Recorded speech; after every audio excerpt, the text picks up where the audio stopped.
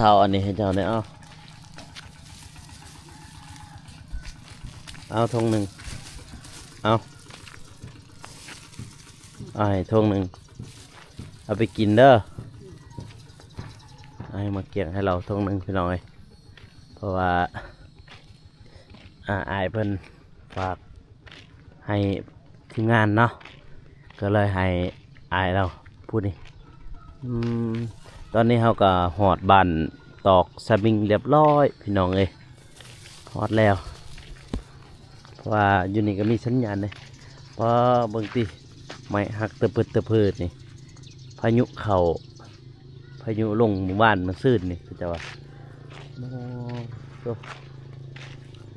เนี่ยมองที่ว่าจะไปให้เครื่องให้แม่เฒ่าตาบอดแล้วอยู่ผู้เดียวเนาะสบายดีบ่าวน้องโอ้ยสบายดีเด้อ FC โอ้ยทางแม่เฒ่าเพิ่นพี่น้องเนาะโดยหาแม่เฒ่าเพิ่นนี่เฒ่าตาบอดแหละเนาะก็มี FC หลายคนว่าไปเยี่ยมไปยามแม่เฒ่าเด้อเพิ่นว่าไปเบิ่งไปแย่งแน่เพิ่นว่าคนเฒ่าโอกันว่าตาบอดบ่เห็นหุ่งถือว่าอนาถาขนาดพี่น้องเอ้ยเนาะก็ดูต้นสงสารขนาดถ้าว่าเฮาเห็นหุ่งเห็นห้อยเฒ่ากะยาเขายังแค่นี้พี่น้องเนาะถ้าบุคคลบ่เห็นหุ่งแล้วก็หมดโลดหมดเลยอนาคตอีกหมดจังเฮ็ดหยังก็บ่เป็นนะพี่น้องเอ้ยแฮงเฒ่าอีกแฮงตาบอดอีกเนาะบ่มีคนคือว่าบ่มีคนดูแลแล้วก็ลูกเต่าก็บ่มีพี่น้องเอ้ยเนาะญาติพี่น้องมีอยู่แต่ว่าลูกเต่าแท้ๆของเพิ่นบ่มีเนาะพัวเพิ่นตายปะแต่ดนๆพี่น้องเอ้ยเนาะเพิ่นก็เฒ่าแล้วเนาะโดยอีกอย่างญาติพี่น้องใกล้เคียงเนี่ยบ่มีแต่ญาติพี่น้องห่างๆแหละห่างๆเข้ามาเบิ่งมาแย่งเพิ่นเนาะโดยมองเพิ่นอยู่ก็เป็นหมองที่ว่ากระตุบน้อยๆพี่น้องเอ้ยทุกคนก็คือสิเห็นแหละเนาะเคยเห็นอยู่เบาลี่เพิ่นทายเนาะเอาปะมาเก็บนี่มื้อนี้มา2คนอีก2คนไปอีกแจ้นึงไปอีกมองนึงไปหาเข็ดนึงเนาะทางเฮาก็อยากเก็บงานของเดิมเนาะแต่ว่าทางแม่เฒ่าเพิ่นก็มีคนเบิ่งพี่น้องเลยเนาะก็เลยว่าทางพ่อใหญ่เพิ่นว่าทางสหรัฐอเมริกาพุ่นแหละพอของบ่าวน้องเนาะเพิ่นว่าพอฮักทางสหรัฐอเมริกาเพิ่นฝากเงินเพิ่นว่ามาให้แหละซื้อได้ก็ได้เพิ่นว่าเนาะซื้อเครื่องซื้อของอีต้นเพิ่นแล้วก็จำนวนนึงก็สิให้เพิ่นพี่น้องเลยเนาะเงินอีกพอบ่าวน้องกำอยู่ใกล้พี่น้องเลยเนาะดนๆบ่มีเวลาสิลงมาแหละคือเดี๋ยวนี้ก็ฮู้กันว่าทางน้องเดิมอะไรเฮ็ดเฮือนเนาะเอากะพอเฮ็ดเฮือนน้องเดิมเนาะตอนนั้นแล้วพี่น้องเอ้ยเนาะ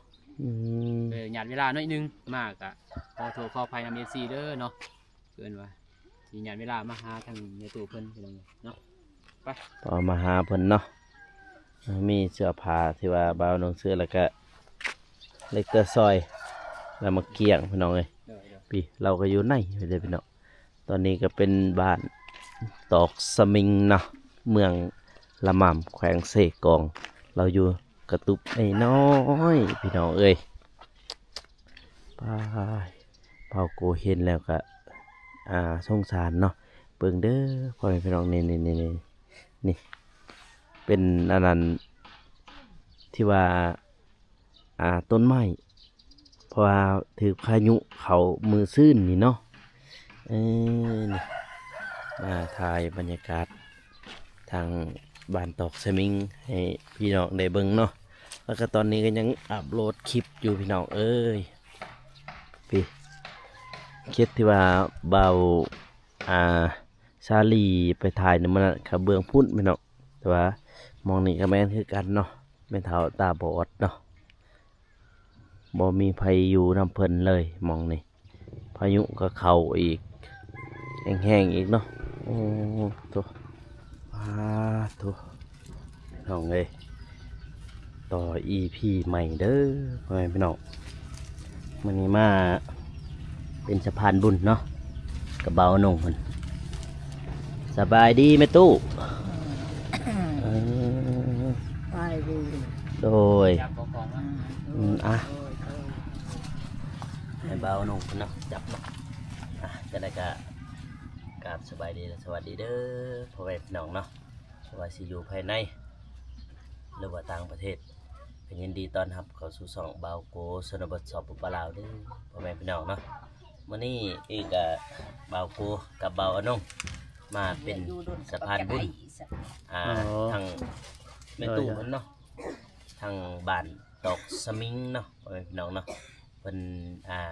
ตาบอดเบิดซองเบื้องเลยเนาะตัว เป็นจัง ไข ไขวัดอยู่เลย วัดทางนี้เนาะ ช่วงไข่อันนี้เอื้อยให้นางไปให้เขาบ่ไปใกล้เอื้อยว่าจะน้อยติด บ่ไก่หรอ คันเอื้อยเจ็บมันจะให้ลูกก็ไปให้ ไก่เราก็บ่ได้ วันนี้คือ FC ทางบาโกก็เป็นครั้งแรกเนาะที่ว่าบาโกมาถ่ายเฒ่าเพิ่นเนาะเพราะว่าเพิ่นตาบอดช่องข้างที่ว่าเห็นเบาลี่ถ่ายในมื้อนั้นแต่ว่าเพราะว่ามันค่ำแล้วก็เลยว่าพวกเฮาบ่ได้ถ่ายมื้อนั้นน่ะเอากูเองบ่ได้ถ่ายแต่ว่าเบาลี่เพิ่นได้ถ่ายเนาะเอื้อยชื่อจังได๋เอื้อย เอื้อยชื่อมนต์ ชื่อมนต์ เด้อ ชื่อมนต์เนาะบัดนี้เอื้อยนี่เป็นพี่น้องคิงๆเลยบ่กับเพิ่นนี่กับแม่ตู่นี่แบบใกล้เคียงกันเลยบ่หรือว่าต่าง แต่กี้ในแนวเบื้องครัวเด้ครัวนี่สมัยตะกี้แต่ก่อนก็สิแม่นลูกเอื้อยลูกน้อง โอ้ แนวนั้นลูกเอื้อยลูกน้องมันบ่แม่นนะพ่อแม่เดียว พี่น้องทางผัวเด้ พี่น้องทั้งผัวปู่อันนั้นพ่อของผัว เราเป็นไผเหรอ พี่ง่ายๆก็คือพี่น้องทางผัวเนาะอันนี้เพิ่นตาบอดตั้งแต่ปีใดนี่เอ่ยจือบ่ รุ่นไหน อืม ๆคอยยันได้เศร้าปลายกว่าปี ชาวปลายกว่าปีอ๋อแต่ได้ว่าลังนี่เนี่ยบ่แม่นเฮือนเอื้อยเนาะลังนี่เนาะ ลังนี้บ่แม่นเฮือนเอื้อยพี่น้องเอ้ยแต่ว่ามองที่เพิ่นอยู่นี่เป็นดินของเขาบ่เป็นดินของเขาบัดนี้หั่นมองแล้วอยู่นี่เป็นพี่น้องกันบ่กับเรานี่กับแม่เพิ่นนี่ประตูเพิ่นนี่ บ่ได้แม่นพี่น้องนะพี่น้องธรรมดาซื่อๆบ่เคมาคาตามเทือนบ้านเทือนเมือง โอ้เขาเอิ้นนั่นน่ะเนาะ เป็นแปลว่าง่ายๆก็คือคนในบ้านน่ะเนาะง่ายคนในบ้านเรามาอยู่พี่น้องเอ้ยแต่ก่อนนี่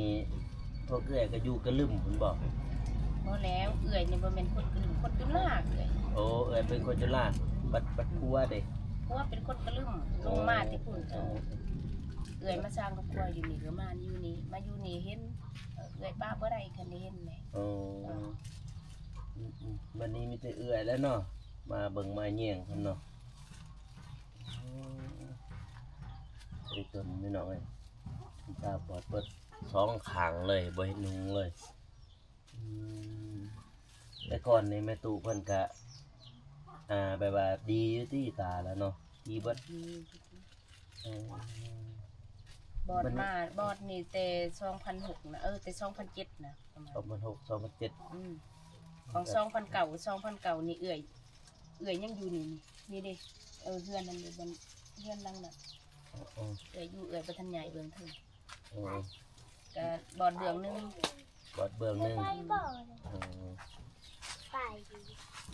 ยังพอไปได้เราลูกคนไทยยังไปได้โตแล้วก็ยังคุยอยู่ บัดนี้เราย่างได้บ่บัดนี้เราเนี่ยเดี๋ยวนี้เนี่ยเราย่างได้ เดี๋ยว บ่ นี้นี่ย่างคือสิบ่ได้ลูกย่างมีแต่เราบ่เป็นแล้วคาดเอา มันเจ็บปีแล้ว อยู่ว่าเขาเนาะ ไอ้ที่คิวไปเหี่ยวบ่เป็น แต่เราคาดเอา ทาน เอ เอา อ ปล่อยคาดไป แต่ละคานไปเอาเนาะในแต่คือง่ายๆจังซี่แม่นบ่ตามที่เบาโกเข้าใจนี่เป็นหยังคือใครจึงบ่เอาเราขึ้นเฮือนมันผิดฮีดบ่ แต่กี้นี่อยู่ในน้ำเข้าแล้วอยู่เทิงเพื่อนแล้ว ตะกี้นี่ก็คือว่าเพิ่นแม่ตู้นี่อยู่เฮือนหลังนี้แล้วนำเดียวกันเนาะโอ้มันนี่เป็นจังได๋คือจังหวะเพิ่นลงมันนี่ แม่ของเพิ่นหันเสีย โอ้ เสียแล้วบัดนี้นี่ เราพัดตาบอด เขาบ่อยากรักษาขี้เหนียวเด้บัดนี้ลงบ่ได้ เขา บ่อยากเบิ่งเนาะ เอาลงอยู่ อยู่ทาง ตาง ให้เรามาอยู่บ้านนี้นะครับ ทำบิดนี่สร้างแต่ชีมีแต่ช่องเพจเอาหมู่ แม่นบ่ เวลาลมพัดมานี่มีแต่พวกข่อยไปโจมเอาเมื่ออยู่เฮือน เดี๋ยวนี้พี่เสนอใส่อาจารย์นั่นพวกครูช่วยทำชีแล้วว่ามาเฮ็ดซ้ำนี้ช่วยซ้ำนี้เนี่ยคอบาดได้ช่วย อืม บิดเฮ็ดแล้วกันลมพัดฝนตกกันลำแต่เนี่ย สั่นเด็ดๆๆๆสั่นเลยเนาะ แต่มันเปียกหมดเลยได้สอง บ่ได้ก็เฮ็ดบ่อนใหม่เนาะมันเหม็นนี่นะอย่างคอนำ อันนี้ ในบ้านเพิ่น อื้อยสิขอนำเจ้าของเรือนนี่แหละ เออ สิเว้า เพราะหนึ่งนี่หนึ่งจะขอนำเจะของเพื่อนนี่หาหมองที่เฮาสิปลุกอันนี้นี่นะต้องยกย้ายกับในบ้านเนาะมันยกย้ายบ่อนใดคือจะขอแหละ เอื้อยบ่มีดินคันเอื้อยมีดินนี่เอื้อยเอาไปแต่ดนนี่ เออ อื้อย คนเฮาก็บ่อยู่ฮอด100ปีดอกเนาะ อืม เอื้อย ตอนเราอยู่ บ่มีดิมันขับบ่มีบ่อนอยู่ อืม ก็คือแบบนี้เพราะว่ามองนี่ตามที่เฮาเห็นก็มันแบบว่ามันบ่เหมาะสมพี่น้องเอ้ยง่ายๆก็คือถ้าว่าเบากูเว้ามองใดผิดพลาดก็ขอโทษขออภัยเด้อพี่น้องนะคือง่ายๆก็คือมองขอกหมูไง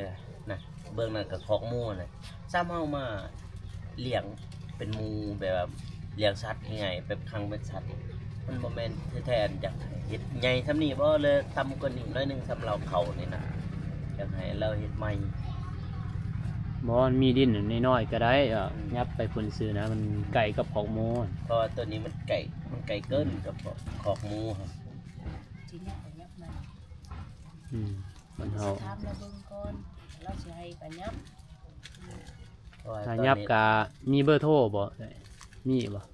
เดี๋ยวเอาเบอร์โทรเฮาให้เราก็ได้ถ้าว่าเราเคลียร์ทางนี้แล้วเราก็โทรให้เฮาเอามาเบิ่งนำนะ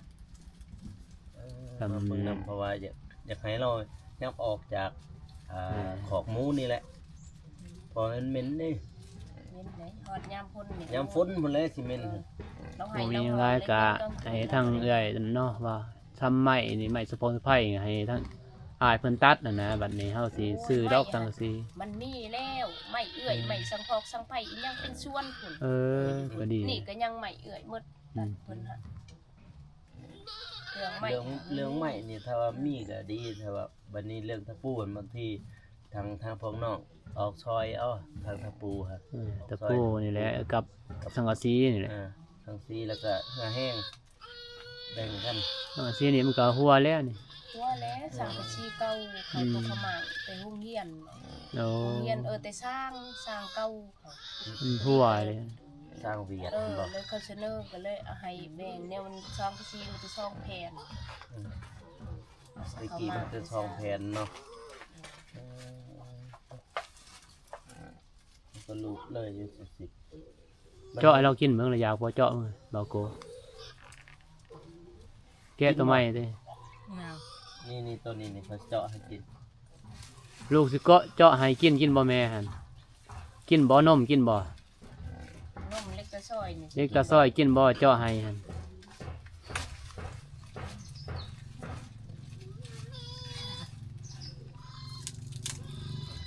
เจาะให้เพิ่นลูกๆไปแห้งลายบอลไปแห้งลายเด้แห้งเห็นลาย ดูดเอา กันว่าถูกบอลหนึ่งยังแค่แน่ได้คือถูกแบบยังมีตีนมีมือเกินว่าหูตามี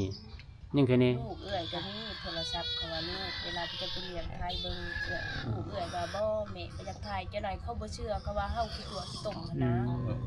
เพิ่นว่าบ่ชุดแต่เขาสิมาเฮ็ดเองว่าลูกเอื้อยว่าบ่ถ่ายเจ้าหน่อยเขาสิว่าเฮาคิดตัวคิดตม อีกตัวในได้หนีเห็นอยู่เนาะ เพราะว่าไทยว่าบ่ได้ใจบุญน่ะว่ามาช่วย ใจบุญใจศรัทธา ใจศรัทธา ยังมาช่วยเหลือมันว่ามุงนี่ก็นึ่งก็มันไก่ของหมูหลายไก่โพดแล้วก็เอากระตูบเรา นี่ ก็ ก็ตุ้มเนียนตุ้มก้อนในของนี่เขาใหญ่น้ำลังนี่เขาเฮ็ดกระตุ้มตัวนี้ถ้าตะปิดนี่อยู่นี่แหละ ก็บ่เฮ็ดเบื้องนั้น จักแล้ว พอดีเขาย้ายมาแต่ป่าพุ่นมาแต่แนวอยู่สวนเขาเลี้ยงดี บ่ยับลายก็ยับไปหันแค่นี้เนาะ บ่หลายก็พุ่นเรื่องหั่น เอาไอ้ ดินแล้วยังลายบ่ดินแล้ว เอายังไง พูนดินแล้วก็พูนเด้จุพุ่นเพื่อนเราพูนพูน ยับไปพุ่นบ่เนาะต้นลาวนี่ เอายังไงขอกหมูกับเพื่อนเล่านี่ตัวใดเคยเห็นก่อนเพื่อนเล่าก่อนบ่ เพื่อนเราเลยก่อนเพื่อนนี่ดุนเนี่ยนะนี่ดุนเนี่ย บ่ติดดอกในดินลาวเนาะเฮาก็ว่ายังบ่ได้ดินลาวเด้แต่บ่ได้ก็ยังให้เราย้ายไปออกนิดนึงคันบอกกันยับเรามานี่ก็แค่นี้เด้นี่ติดเลยนะแบบมินแฮง ติดเก็บของ แต่ว่าแม่นอยู่เขาเลี้ยงหมูกะมินบ่กะคืออยู่แถวบนเขาเลี้ยงหมูกับแบบนี้กันน่ะนะแต่ว่าเราคนเฒ่าเราบ่แม่นคนเลี้ยงหมู เอาง่ายๆจังซี่ ไก่ เอาง่ายๆคือจังซี่คือจะเลี้ยงไก่แบบนี้ซ้ำครั้งหมูครั้งหมาแบบนี้เฮาเฮ็ดแล้วโพดไปนะแล้วอยากให้ยับออกขึ้นมาสงสารเราบางทีของหมูพูดข้างมาหอดๆเนี่ยไป แซ่บบ่ยะ แต่บ่ มันตกไปนั่นเลยใครอันนั้นเอื้อยเองไปเลี้ยงไปให้เขาน้ำอัดดังเลย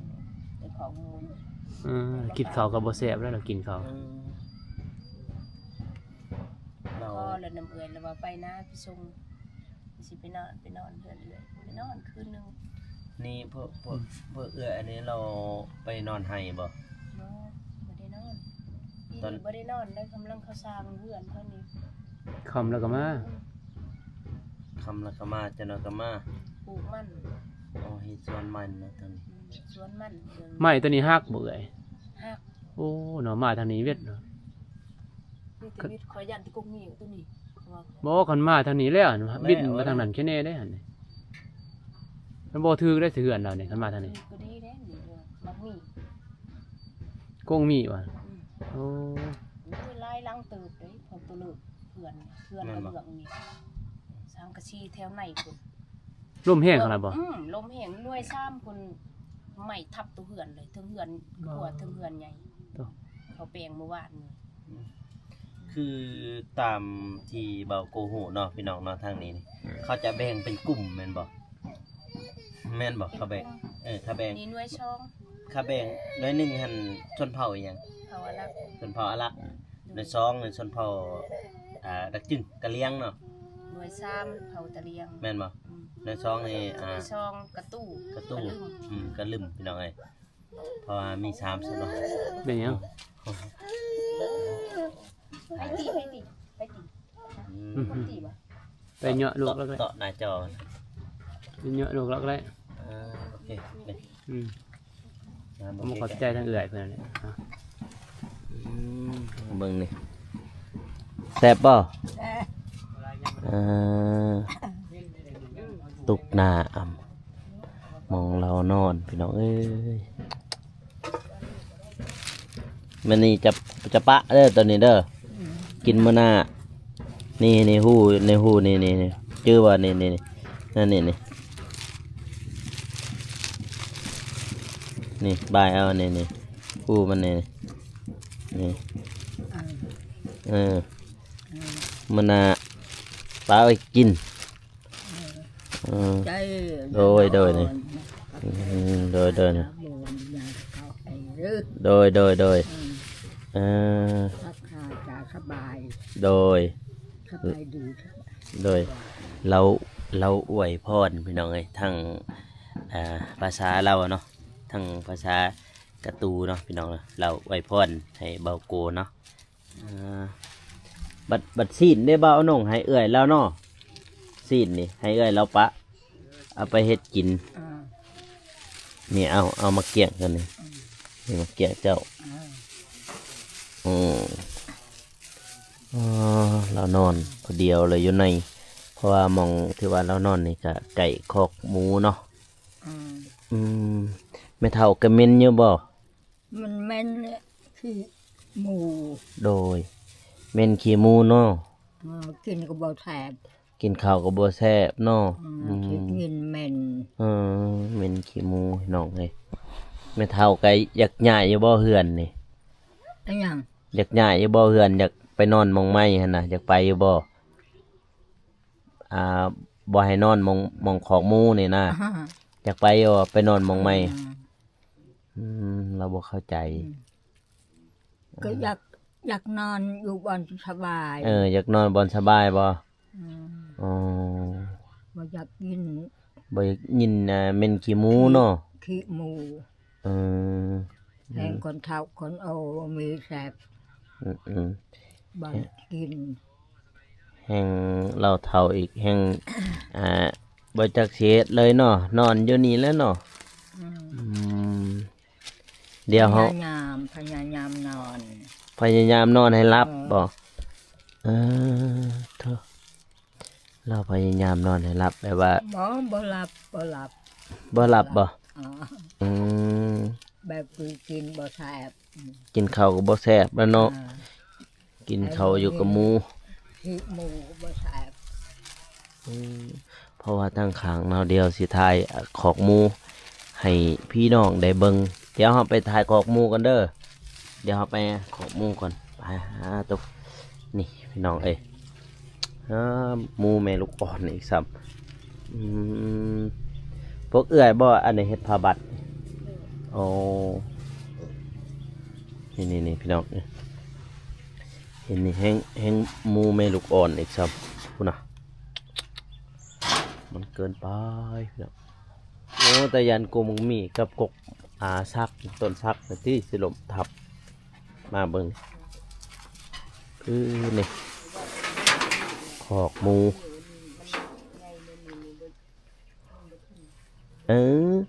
ทับมานี่เท่าสมมุติเราทับมาเบิดซองนี่เบิดเลยถ้าต้นใดต้นหนึ่งนี่นะทับไปเพียงอย่างตัวนี่ก็คือสาเหตุเกิดจากพายุเข้ามาในเมืองลามามเนาะพ่อแม่พี่น้องเนาะนี่เฮ็ดให้ต้นมักมี่ล้มทับมองนี้เลยนี่เห็นบ่ทับจังซี่เลยนี่พี่จีกออกเบิดเลยมาเบิ่งนี่โอ้ตัวพี่นี่ก็ต้นมักงิ้วพี่เป็นตะยานที่ว่ายานกูมึงหิวนี่ทับลงมองกระตุบแล้วนอนนะตัวนี่เอ็มบอกขอกหมูนี่ก็ขอกหมูนี่ยามแรกเด็กพี่น้องเด็นี่ยามแรกทายามฝนนั่นโอ้ยให้คิดเอาโลดปียามฝนนี่โอ้ยเปื่อนหมดแล้วแทนนี่มองเรานอนอยู่นี่แต่ก่อนนี่เขาบ่ได้เอาผ้าบัดมาปกทำซีเมนต์เลยเพราะว่างบเฮาก็บ่ได้มีเนาะ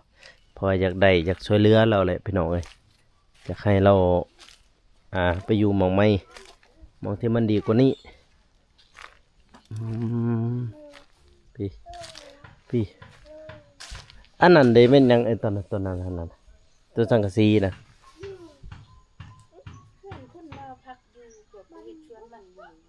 อ๋อ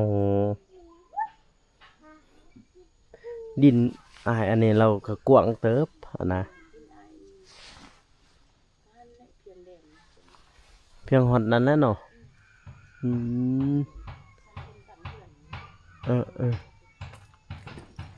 ก็กว้างเติบถ้าเราสิย้ายไปทางหน้ากะมันถึกหน้าอันนั้นหน้าบ้านเราอีก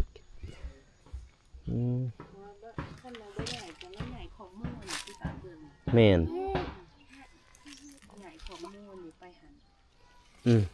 พออยากให้เราใหญ่ของหมูนี่ไปอยู่มองต้น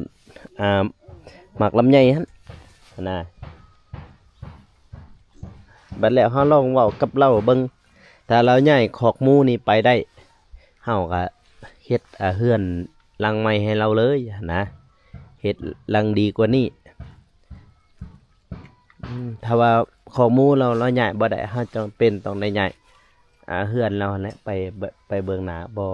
นั่นตัวนี่พี่น้องเอ้ยกระตุบหลังน้อยๆนี่ โอ้คิดเอาแต่เห็นแต่สภาพย่ำฝนแหละไปจิฮู้เองหรอกได้ระบทิศหนึ่งไปจะเอามาเอาพระบาทมาอันนี้ มันมือคือมือนี่อันนั้นใครเลื่อนกับมืออื่นก็ออกไปซื้อเลย โอ้มือเบาลีมาถ่ายหันบ่ เลย โอ้ปีมาเบิ่งด้านในนี่ตัว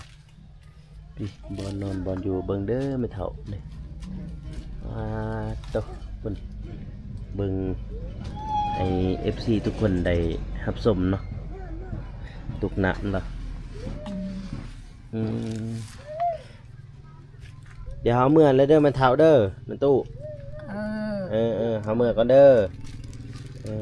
ตัวนี่พ่อแม่พี่น้องเอ้ยออกจากหมองที่ว่าเราอยู่แล้วเนาะหมองนั้นเนาะบ้าตัวแล้วก็คลิปนี้เบากูก็สิจบไปเพียงเท่านี้เด้อพี่น้องเด้อก็อย่าลืมฝากกดไลค์กดติดตามเนาะเพื่อเป็นกำลังใจให้เบากูสนบทสัปปะลาวสำหรับคลิปนี้เบากูขอลาสบายดีพี่น้องแล้วเจอกัน EP หน้าเนาะ